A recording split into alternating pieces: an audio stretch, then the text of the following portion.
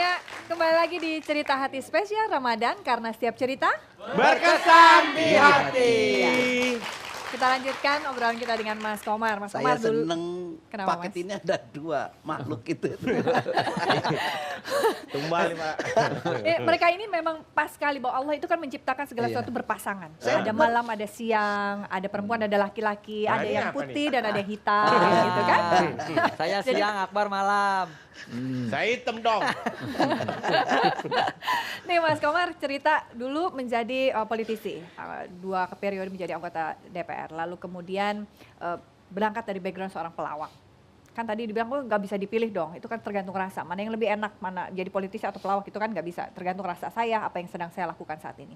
Tapi sebetulnya ketika kita berangkat dari seorang pelawak menjadi politisi, banyak sekali stigma pemikiran yang membuat barangkali Mas Komar merasa kurang nyaman pada saat itu, orang mungkin meragukan kemampuan Mas Komar. Apa yang Mas Komar lakukan dan rasakan pada saat itu?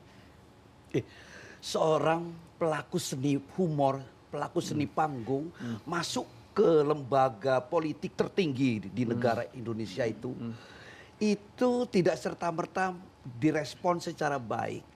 Para politisi asli melirik sebelah mata, Neng. Wih. Pelawak itu kan stigmanya kastanya kasta sudra. Oh iya, gitu ya. Kasta terendah. Warga negara kelas 4.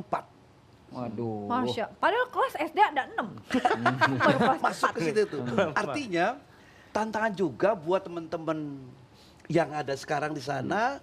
Pada waktu itu juga saya tantangan bagaimana meyakinkan teman-teman di sebelah kanan, kiri, depan, belakang itu bahwa seorang pelawak juga memiliki kemampuan berbicara yang baik, bagaimana mempresentasikan, punya raya retorika yang matang dan mantap.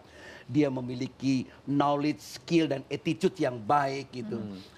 Ditantang dalam kurun waktu 6 bulan sampai 1 tahun itu membangun kepercayaan mereka bahwa ini loh, saya juga bisa matang, bisa cerdas secara intelektual, cerdas secara spiritual dan cerdas secara emosional. Tapi Mas Komar di komisi berapa? Saya di Komisi 10. 10 itu bidangnya? Mitra kerjanya dengan Kementerian Pendidikan dan Kebudayaan, Kementerian Pemuda dan Olahraga, Perpustakaan Nasional, pariwisata, ekonomi kreatif.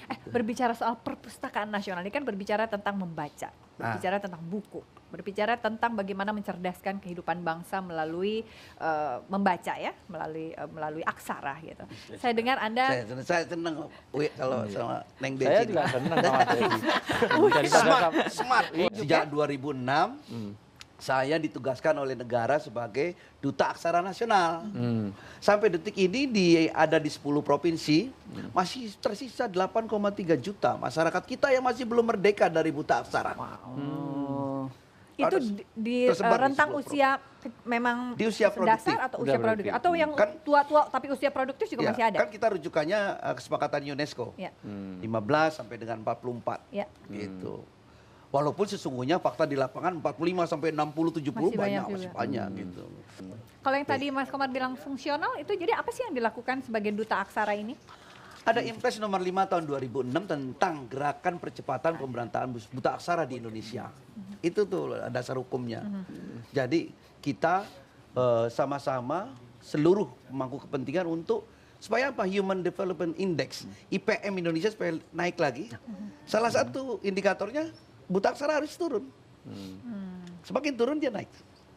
Mas Komar mau nanya nih. Apa teh? Mau nanya apa? Mau nanya nih Bar sama Mas Komar. Ya, Bar aja, Bar. Silaturahminya sama grup lawaknya dulu Bang Komar nih yang 4 sekawan nih. Mau nanya apa? 4 sekawan Bar. Ingat nggak dulu Oh, iya, ada iya. grup Masih lawak hidup. terkenal Kang banget Dery, tuh. Kang Emang, Kang Masih Ginanjar. hidup. Ah. Masih hidup semua. Masih Alhamdulillah. Sehat semua. Saya katakan masih hidup karena apa? Tingkat kelahiran pelawak kan sangat rendah, tingkat kelahirannya, tapi ya. tingkat kematiannya sangat tinggi.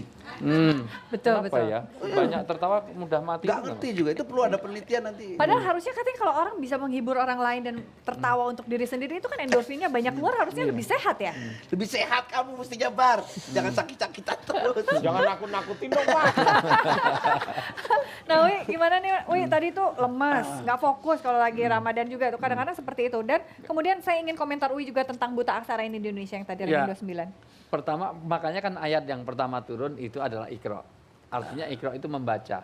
Jadi ternyata memang kunci semuanya itu ada pada membaca. Tentu membaca tidak dimaksudkan hanya baca tulis aksaranya, tapi juga aksara kehidupan. Makanya ada ayat yang kitabiah, ada yang kauniyah. Dia membaca sesuatu. Yang kedua tentang puasa tadi. Sering stigma kita itu keliru kalau udah puasa itu tidak boleh kerja, off semuanya. Tidak. Puasa itu sebetulnya tidak harus apalagi ada tidurnya orang berpuasa itu ibadah gitu. Padahal yang dimaksud adalah orang itu hanya puasa yang bisa tidur dilakukan dengan tidur. Karena dia walaupun tetap tidur tetap puasa kan, Bu? Iya. Tidur kan nggak sambil makan, nggak sambil minum kan? Itu. Tapi kalau sholat sambil tidur bisa nggak? Intinya sambil tidur ngorok ternyata dia sholat, nggak bisa. Haji sambil tidur nggak bisa. Hanya bisa dilakukan. Ini bukan memperbanyak, ayo setiap siang ayo kita ibadah, ngapa? Tidur, bukan. Itu artinya supaya ada etos kerja yang benar mengenai orang berpuasa. Jangan sampai puasa itu membuat etos kerja kita menjadi berkurang. Karena sesungguhnya puasa itu membuat produktivitas yang tinggi. Ada mahasiswa saya, anak psikologi yang membuat satu penelitian, ternyata orang puasa itu punya nilai standar yang lebih bagus dalam menghadapi ujian, di dalam hal ulangan, ujian segala macam. Ujian-ujian semester itu ketika dia sedang puasa. Jadi orang yang biasa puasa ternyata membuat produktivitas lebih baik. Cara berpikirnya menjadi halus. Minimal orang yang berpuasa itu tidak mudah berbuat jahat. Iya. Emosinya stabil. Stabil. Ya. Oh, mumpung puasa yuk kita tawuran. Jarang.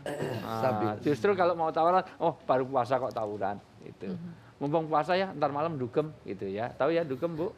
Dugem tuh naik bajai itu loh, duduk gemetar terus. Jarang. Makanya puasa menjadi pengendali. Maka inti puasa asyamu al-imsaku. Inti dari puasa adalah menahan diri. Dan ternyata betul di saat masa ini suasananya ada. Orang hidup itu kan sangat ditentukan suasana, Bu. Ya. Nah, saya kan selalu ngetes, Bu. Bagaimana orang itu sangat dipengaruhi suasana.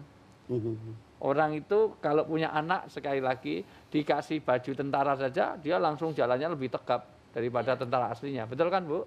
Nah, jangankan kok dipakein, kita habis nonton film Jackie Chan aja dia jalannya kayak Jackie Chan. Ada pohon pisang nggak ngapa-ngapain dipukuli kok, luar biasa. Tapi berarti suasana Ramadan ini juga harusnya membuat kita kan biasanya ibu-ibu pasti rajin tadarusan gitu kan. Itu, bagus. Rajin ngaji, terus nanti mau nunggu-nunggu asar, udah mulai asar mau ke maghrib gitu kan langsung baca-baca Quran lagi gitu kan, lebih sering gitu ya. Seru bukan ya mendengar cerita hatinya Mas Komar. Selain satu ini kita akan lanjutkan lagi, tetap bersama kami di sini di Cerita Hati spesial Ramadan, karena setiap cerita Berkesan di hati.